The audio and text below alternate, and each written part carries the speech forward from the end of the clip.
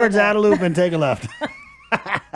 9:51. Let's keep it going here. We'll close the show with Dr. Michael One Love Pediatrics. He also has a seat on the Physicians Advisory Group. So, of course, I want to bring him on here at 9:51.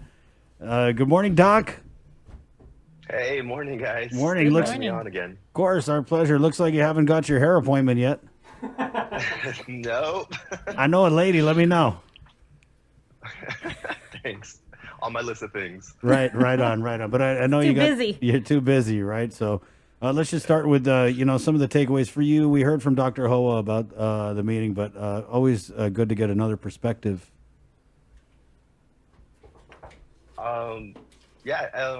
Anything in particular? Yesterday at the PAG meeting, there was just some discussion on how to maybe make the contact tracing a little more efficient. But more interesting to me was that we started up the discussion about schools again. Wow. There's been nothing that's been handed down, but just looking at the trend, I know we had a little bump again with the 60-something cases, and I think we just hit our 47th death, I believe. Right. But overall, the trend seems to be improving. So, we're cautiously hopeful that we can get things open. And so we're actually, the educational subcommittee will be meeting today to start discussions again, and hopefully we could bring something productive to the PAG meeting tomorrow. Wow, that's interesting. Well, in your opinion, how close do you think we are? I mean, we can't really have schools that we're going to remain in PCOR 1 Right. Indefinitely. Yeah.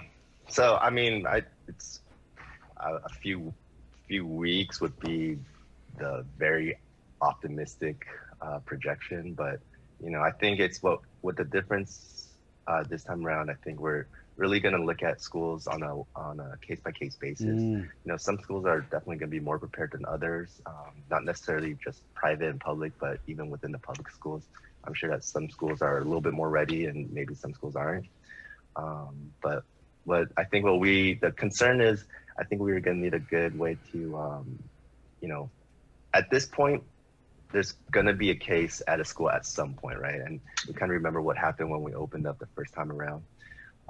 There was a case, I think, that opened up at FD, and they shut down right away. Right. So we got to see if, we could open up schools without having it such a stop and go kind of affair. Right. Yeah, I mean, so that's going to be our challenge. There's so many schools are positives just right now with the Guam Department of Education. I mean, are we looking at protocols where we would have to test? I mean, it maybe not even make a difference. Staff before they go back. Yeah, we're gonna have to talk about this. And again, this is just gonna be really early conversations. Right. A lot of the stuff that we planned, way back when we're talking about the Japanese school for that pilot program.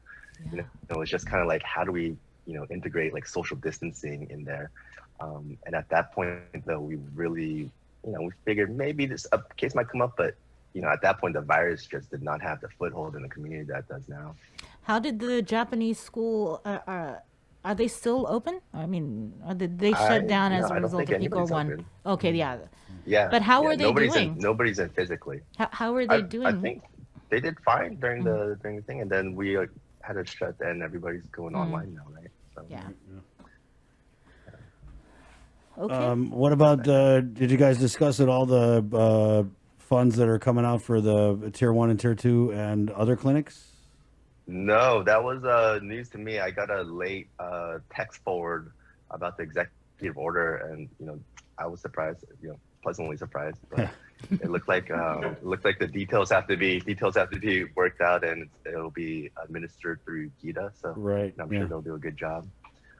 But yeah, that wasn't something that was discussed at all at the meeting yesterday. So just give us because we talked to Dr. Hoa, and we have talked to him over the duration of the pandemic about this, but just as with you repping One Love Pediatrics, what are some of the costs that you incur that you would look forward to being reimbursed for?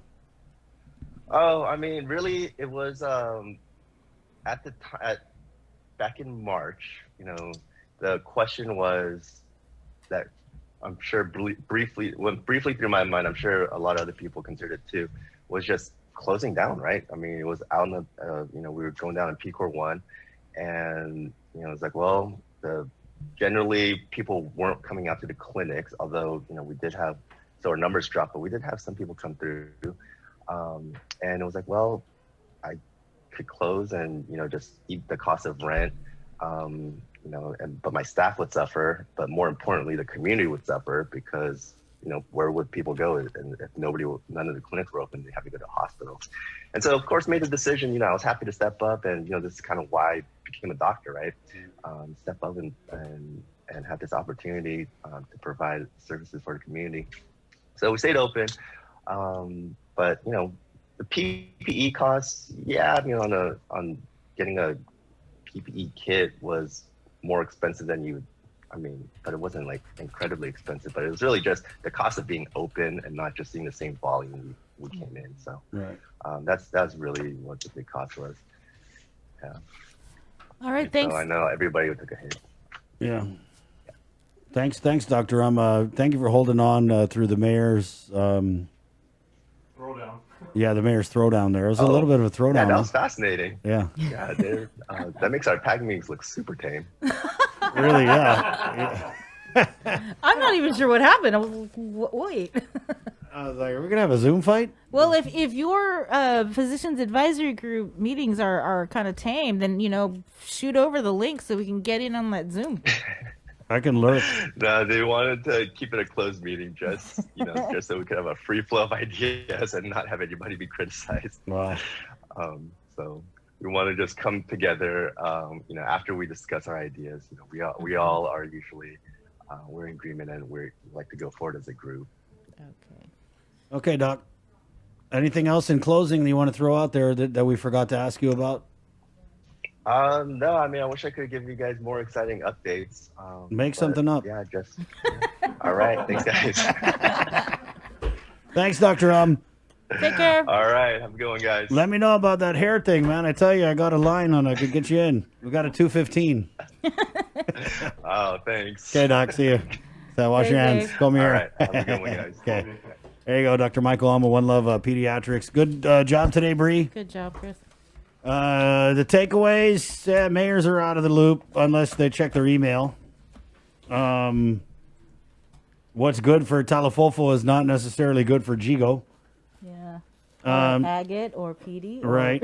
And then also there's a $10,000 bereavement fund grant that the administration director is still trying to figure out where the money is going to come from for that. I was like, I don't know if the Archdiocese has a physical fitness program for its priests and everything like that, but they were flexing pretty hard Yeah. over the last 12 hours. Right. So we had Polly Mike, of